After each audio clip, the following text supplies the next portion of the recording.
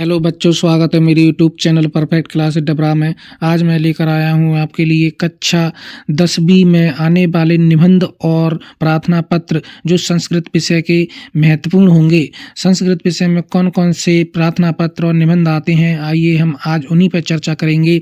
और ये अपने वार्षिक परीक्षा के लिए भी अति महत्वपूर्ण होने वाले हैं, इसलिए आप जो मैं बता रहा हूँ वो परीक्षा में अवश्य ही पूछे जाएंगे और आप उन्हीं को याद कर लेना।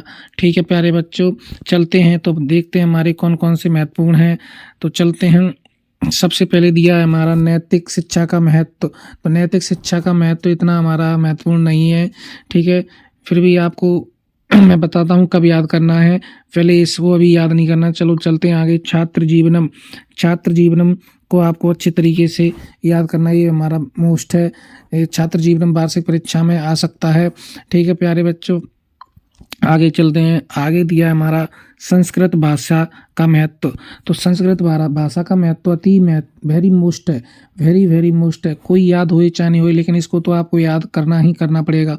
और ये अब इतना महत्वपूर्ण है क्योंकि हर बार पेपर में पूछा जाता है, 9th 10th में भी पूछा जाता है। ठीक है प्यारे बच्चों, तो इसको आप अच्छी तरीके से याद करना है। पहले ये 1 नंबर पे हो गया, इसको तो अच्छी तरीके से याद करना है। चलते हैं एक और निबंध पर। हम एक और निबंध दिया है कवि कालिदास का।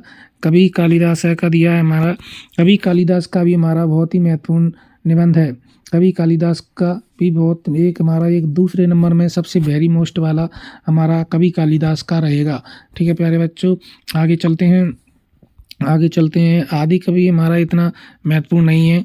आगे चलते हैं। सदाचार भी हमारा इतना महत्वपूर्ण नहीं है, लेकिन हाँ उद्दानम देखते हैं। उद्दानम का सबसे मोस्ट है। हाँ, उद्दानम को आप याद कर सकते हैं। जब जब याद करना है तब आपको संस्कृत भाषा का और कालिदास का याद हो जाए, तब आपको उद्दानम का भी याद करना है। ठीक है प्यारे बच्चों, चलते हैं आगे। अनुशासन, हाँ ये भी हमारा बहुत ही, अगर बात करें तो ये चौथे नंबर पे आप इसको भी याद करना है। तो हम ये अनुशासनम का भी हमारा बहुत वार्षिक परीक्षा के लिए मोस्ट रहेगा। ठीक है प्यारे बच्चों, जो मैंने अभी बताए हैं आपको, अभी बताए हैं कि इन किन किन को याद करना है, एक बार फिर से देखो आप। एक बार देखो, छात्र जीवन पर आपको याद कर सकते हैं। और अगला संस्कृत भाषा का भी आप याद कर सकते हैं। देखो बच्चों, आप पे नहीं लिखा हो तो इसमें से आप नोट कर लीजिएगा, और नहीं तो आप जिसमें से पढ़ें उसमें से ये दिया होगा तो उसी में से आप याद कर सकते हैं। लेकिन ये वेरी मोस्ट रहेंगे, कृपया करके इनको तो आप अच्छे से याद करके जाएं। ठीक है, कवि कालिदास का भी हमारा वेरी मोस्ट है। कवि कालिदास को भी आप अच्छी तरीके से याद करके जाएं। ठीक है, आगे दिया है हमारा उद्दानम का। उद्दानम को भी आपको याद करने हैं। ठीक है, तो ये अब हमारे वार्षिक परीक्षा के लिए अति महत्वपूर्ण होंगे।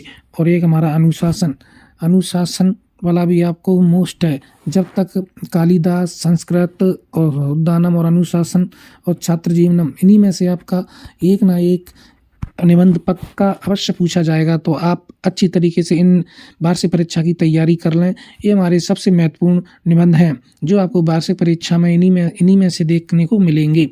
चलते हैं आगे चलते हैं। जी हमारे संस्कृत के पोस्टर दिए हुए हैं, तो इनको भी आप याद कर सकते हैं।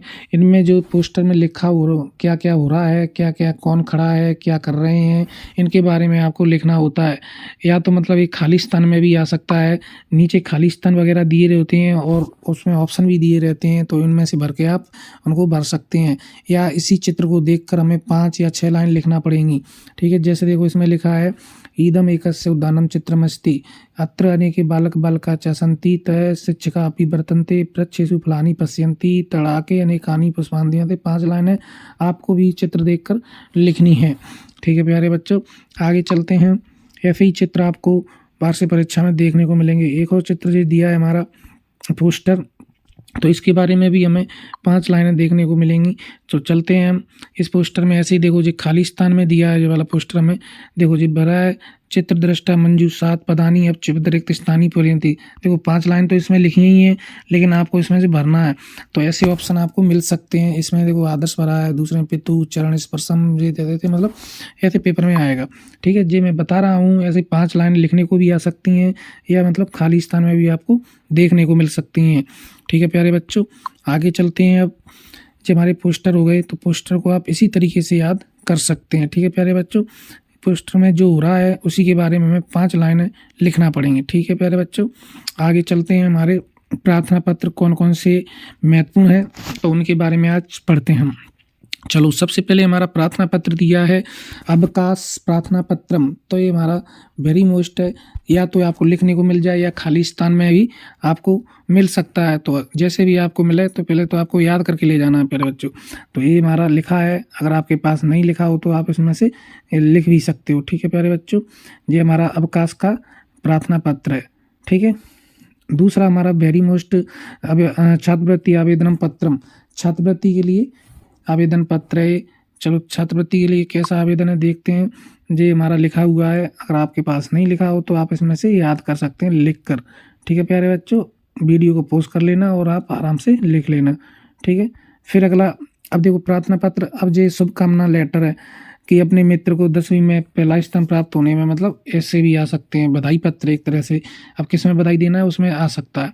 तो ये देखो इसमें, अब देखो इधर दिया है हमारा, ये दिया आशा अस्ति भवन्तु सानंदा सकुशला संति।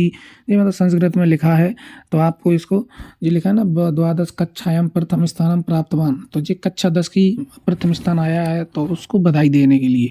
ठीक है, तो ये हमारा वेरी मोस्ट रहेगा, वेरी मोस्ट है प्यारे बच्चों। जो मैं बता रहा हूँ वो आपको वार्षिक परीक्षा के लिए अति महत्वपूर्ण प्रार्थना पत्र रहेंगे और निबंध रहेंगे। ठीक है, ये हमारा जन्म दिवसोत्सव से आमंत्रण लिखा है, मतलब जन्मदिन के उत्सव को किसी को बुलाना है तो इसको अपन लिख सकते हैं। तो ये भी हमारा वेरी मोस्ट रहेगा।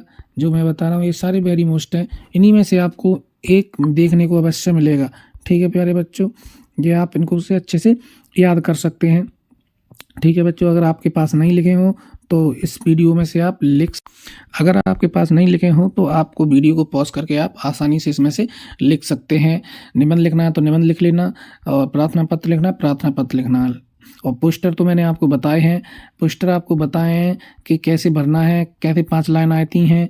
तो उसमें खाली स्थान में भी आ सकती हैं 5 लाइन, और या आपको डायरेक्ट लिखना पड़े तो उस चित्र में देख देख कर लिखना पड़ेंगी संस्कृत भाषा में। ठीक है प्यारे बच्चों, ये हमारे उनके पोस्टर थे, ये पोस्टर थे हमारे। और ये हमारे, मैंने बताया एक बार फिर बता देता हूँ कि अनुशासन का आपको अच्छी तरीके से याद करना है, और उसके बाद उद्दानम का भी आपको अच्छी तरीके से याद करना है। और चलते हैं, और जो मैं बता रहा हूँ एक महाकवि कालिदास का भी आपको अच्छी तरीके से याद करना है। ये दोनों वेरी मोस्ट रहेंगे, महाकवि कालिदास और संस्कृत भाषा का। इन्हीं में से आपको अवश्य देखने को मिलेगा। वैसे तो आप ये दोनों याद करके जाएंगे तो इन्हीं में से आपका वार्षिक परीक्षा में मिल जाएगा, लेकिन फिर भी आप 4 तो याद करके जाएं।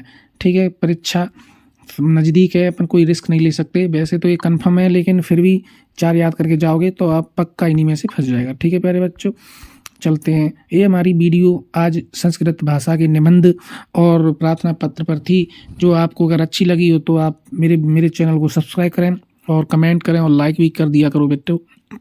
ठीक है बच्चों, और अच्छे से आप वार्षिक परीक्षा की तैयारी में जुटे रहें और अपनी अच्छी तैयारी करते रहें। ठीक है प्यारे बच्चों, मिलते हैं ऐसी कोई नई वीडियो के साथ। चलते हैं बच्चों, जय हिंद।